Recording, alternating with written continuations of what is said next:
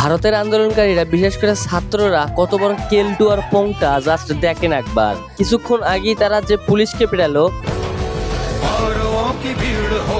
সেই পুলিশকে এখন গিয়ে বলতেছে স্যার পিৎজার এক বাইট খেয়ে যান। পুলিশের কাছ থেকে ড্রেস চুরি করে সেই ড্রেস পরে এখন রিলস করতেছে স্টুডেন্টরা।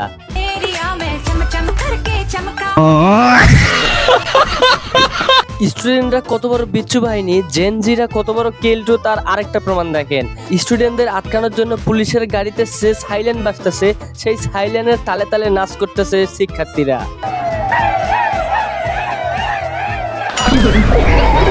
পুলিশেরা যে দড়ি দিয়ে স্টুডেন্টকে আটকে রেখেছে, সেই দড়ি দিয়ে এখন দড়ি টান খেলতেছে ছাত্রছাত্রীরা।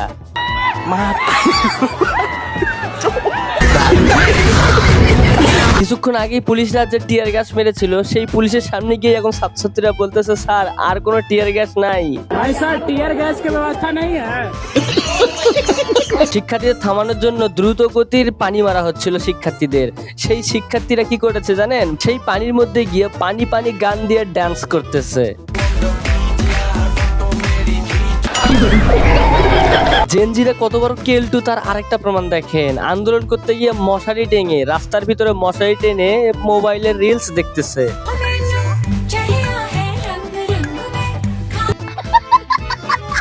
এখনকার জেনজিদের কোনোভাবে আটকানো যাবে না। তারা আন্দোলনকে কোন পর্যায়ে নিয়ে গেছে দেখেন।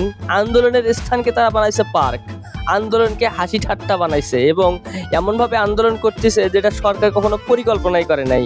এরকম বিষয়ে তার চিন্তা ভাবনায় আসে নাই। মুদির গুর্দি খুব তাড়াতাড়ি নড়ে যাবে এবং পালাতে বাধ্য থাকবে। আটকানো যাবে না কোনোভাবেই এই এখনকার জেনজিদের।